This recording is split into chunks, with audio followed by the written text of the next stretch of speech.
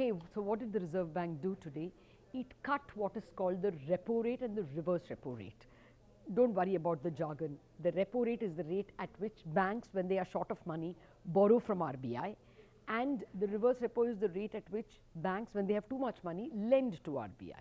These are important because all your and my interest rates are based on these rates.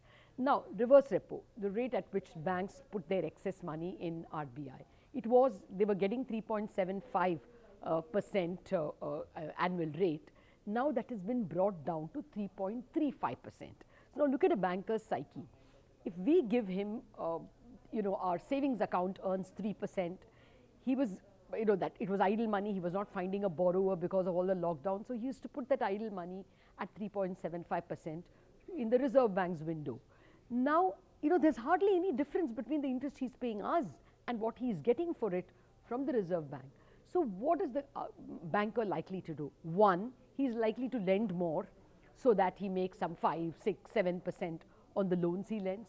Alternatively, he will cut your and my deposit rates. That's what's likely to happen.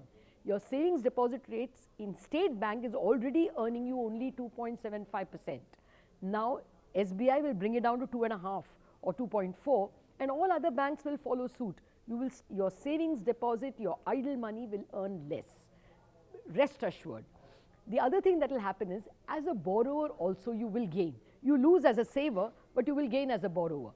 Because banks are flush with money and putting their idle money in Reserve Bank earns them next to nothing, just 3.35%, they will reduce your and my loan rates. So if any of you have a secured job out there and you want to buy a car or a home, this is absolutely the best time. Home prices have crashed, car prices have crashed, and interest rates have crashed. So good time to invest in an asset. What is the next thing the Reserve Bank has done? It has extended the moratorium. What does that mean?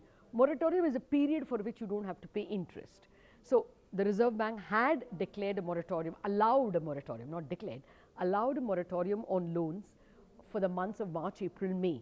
That's because there was lockdown, people were not making any money. So you didn't get a waiver of interest, okay? Interest for those 3 months was to be accumulated, added to your principal from the month of June, and you had to start paying interest on a slightly higher principal. Now they find that the lockdown is continuing, up until May 31st, hardly any activity. How will people start paying a higher interest from June? So they have allowed a moratorium for June, July and August as well. So starting September, all your interest can be added to your principal and you start paying interest on the slightly higher principal. Alternatively, you can convert those 6 months of interest into a loan and pay it off by March 31st. Very good schemes for small companies, in fact for all companies. They don't have to worry about fixed costs like interest for the next 3 more months, and after that they can clear off that excess interest by March. That's what the Reserve Bank did today. Good for you if you are a borrower, not very good if you are a saver.